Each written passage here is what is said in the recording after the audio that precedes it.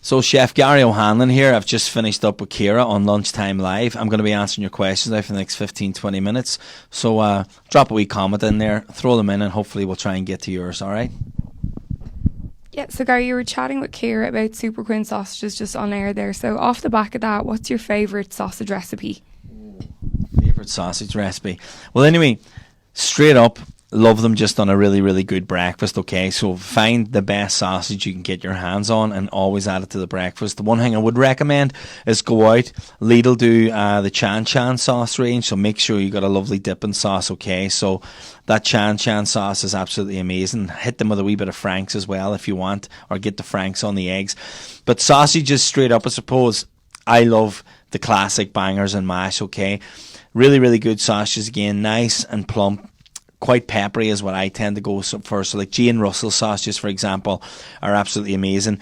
Ernan McGilligan and Donegal, as we mentioned on air, used to make incredible sausages, but sadly Ernan retired last year. So good sausages, a really creamy mashed potato with scallions, so a champ really. So a lovely buttery champ. Loads and loads of sausages cooked with tons of onions. Once I get the sausages about halfway cooked, I add in a load of onions. I like the onions to have a wee bit of bite. That's why I kind of add them in late to the pan. Get a nice little bit of a sweat on them, then I saute them along with the sausages. Then I tend to pour in a decent amount of balsamic vinegar into the pan, and you'll hear deglazing. And then with the little small bottles of Worcester sauce, I'd add in about a quarter of a bottle of Worcester sauce into the pan. Add in about 2 heaped tablespoons of whole grain mustard. Sort of mix that in then gently with a spoon, and then just pour in a little bit of gravy or beef stock.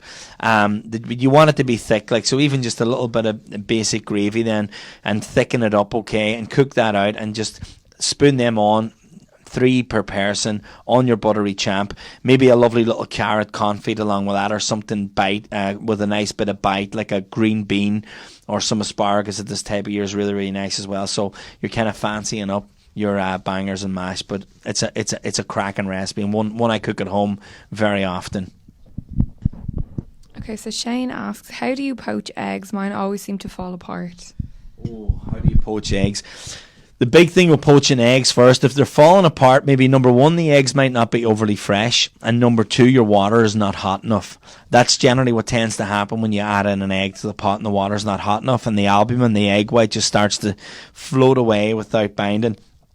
Key thing, good large organic eggs for a start, okay? Always try and buy them. I always reach in and grab from the back of the pile. Generally you're looking at 3-4 weeks of a good lead in on eggs, so anything beyond 2 weeks shelf life, buy those. Then get a pot, bring it to the boil, add a decent bit of salt to it. Some people like the vinegar or whatever. Others would say absolutely you should never put vinegar in. Absolutely no need for vinegar. So decent good pinch of salt, okay? And again, swirl the water. I know like people would say, oh, it's a bit gimmicky or whatever, but I'll tell you now, it works perfect every time. So you bring the water to the boil, swirl it with a spoon until the water is absolutely swirling, and then you drop the egg right into the center of that little whirlpool that you've just created. The water will spin the albumin and the egg white right around the yolk, and that'll give you a nice bit of form. And the minute then the egg is in there, you just turn the heat down to a medium heat so that it's only going to stay just below a simmer. The coolness of the egg is immediately going to cool the water, but what it does do is it hits that outer edge of the egg white with enough heat that tightens it in, cooks it in, agglomerates it into its shape, and you should never ever have a problem again. Okay, so this comes in from Mary. So she says that she puts tomato ketchup in her Bolognaise sauce, but she finds the sauce a bit bitter. Is there anything else you can do to flavour it up? Oh, well, if you're adding ketchup, the last thing that it should be is bitter, you know, because the one thing that ketchup has is it has a lot of sugar.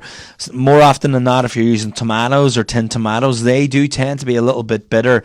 So I would always recommend adding a tiny bit of sugar if you're ever making a Provençal or a tomato soup. You got to feed it with a little bit of sugar, you know. If you are using ketchup, use Heinz ketchup. It tends to be that little bit sweeter than chef ketchup. So maybe you're using chef ketchup, which is a bit deeper and a bit stronger. So again, Better again, actually, if you can find a smoked ketchup. M&S do a fantastic smoked ketchup that I've used. There's a few different farmers markets. There'll be different brands now in different companies, but anytime I see a smoked ketchup, I always tend to buy it. It completely changes a burger filling or a Bolognaise or a chili in particular.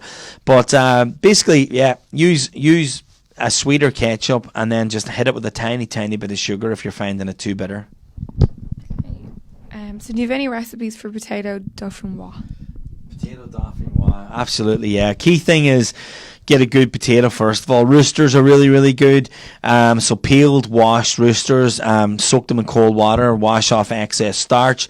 And then what you want to do is slice them on a mandolin, slice them wafer thin, okay? And what I've always done actually is then I would get a load of onions and I would sweat them in a Le Creuset or a heavy base pot without colour, and then I would add in a decent quantity of garlic. Okay, I get a fair decent amount of garlic in there, salt, white pepper, and then I would add in my double cream. Okay, and I bring the cream to the boil and then let it simmer. And what I do then is once I get the sauce really garlicky and I bring it down and I've reduced it a wee bit and get a good flavour, I strain it through a fine strainer, so you're getting rid of the onion then and whatnot. Then I start to painstakingly layer, brush a little bit of butter on your Pyrex dish or your oven dish, whatever you're using, line it with potatoes, then grate on a little bit of Parmesan cheese and then pour on a little bit of sauce, layer it up with the potatoes, season, and you keep adding a little bit of cheese as you go. So I just put a little bit of sauce at the bottom, then I layer the potatoes all the way up until they're completely compact, okay? Making sure that you season every second or third layer with salt and white pepper, even a little bit of Parmesan if you want. Then I pour over my strained oniony garlic cream sauce. Pour that over, and then you want to let that sit about 10 minutes to make sure that the sauce has found its level. You may need to top it up a tiny little bit. Then into an oven at about 170 for about 55 minutes to an hour and 10 minutes, depending on your oven. Like, so I have a convection oven, it's a wee bit quicker.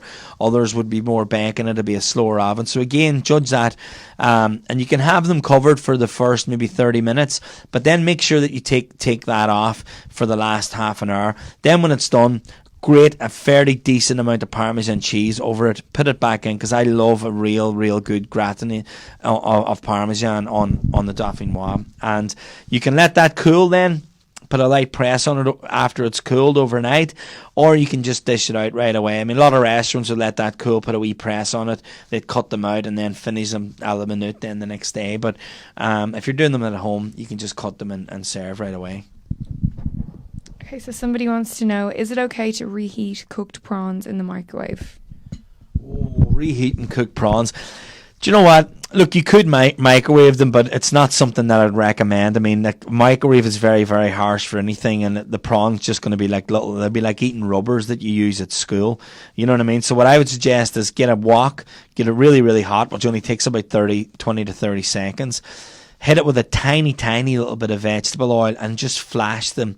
Just drop in your prawns, flash them in a wok for literally like 15 seconds, and you'll probably get enough temperature all the way through them again, you know. But at all costs, I would avoid reheating them in a microwave, because literally it'll just destroy them, you know. Okay, so the last question is, my mother-in-law loves banana bread, so I'm going to try and make a nice one for her birthday. Have you got any suggestions on how to make one? Yeah, well, look, I'm not going to rhyme off a recipe for banana bread off my head, but, you know, I wouldn't bake tons, but banana bread is something that I've been making for years. My wife makes one nearly every week as well. I used to do a brilliant one over in Boston. Tom Devlin, my old boss, had a cracking recipe. And whatever it was about his recipe, it almost always looked like the bananas and the egg had cracked, but it always managed to pull itself back. So if you ever feel when you're making your mixture and it's quite wet and it looks like it's almost starting to split or separate, don't worry about it. Keep folding in your flour and work on. But what I will say, and I suppose this is the best bit of advice that I could give you, is buy bananas that you want to make banana bread with even this week. If you want to make banana bread next week or the week after, buy your bananas today. Buy them now. Leave them in a brown bag. You want them to be as ripe as possible, and when I say ripe as possible, almost that the skin is blackening, like it's going dark, you know. So the deeper the flavor and the more ripe the banana, the better the banana bread, you know. And then as well, bring a wee bit of texture to it. A little bit of walnut is absolutely lovely in there, almost like a carrot cake where you'd have walnut in it. I do like that in there as well. A little bit of toasted walnut. If you want to be funky with walnuts, you can do a toasted candied walnut. So just get some walnuts that are broken up a little bit, spray some water over them, or just add like a cup of water to the tray, sprinkle them all over with brown sugar, and sprinkle them a real overly generous dusting of Chinese 5-spice. Mix it all up, put it in an oven at 200 degrees until they caramelize. It takes about between 12 and 16 minutes. Mix them every 4 minutes, every 3 or 4 minutes. You're going to give them about 3-4 mixes over that period of time. When they cool down, you'll almost get a little sugar coating on them, and they're absolutely fabulous actually to break up then and fold in through your banana bread. Adds a lovely texture and a different little dimension of flavour as well. So give that a wee go, all right? Oh yeah, so that's us, last question. Yeah, all right. Well, listen, we'll be back at the same time next Wednesday just around 2 o'clock once I wrap up with Kira. So tune in and get your questions in during the week. Thank you.